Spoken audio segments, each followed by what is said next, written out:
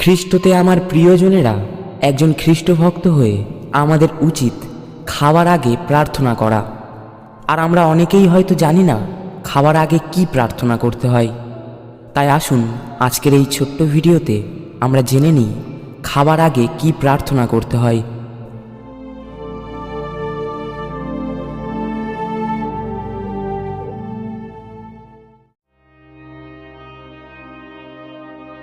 হে উদার হৃদয় প্রভু, এই খাদ্য তোমারই দান।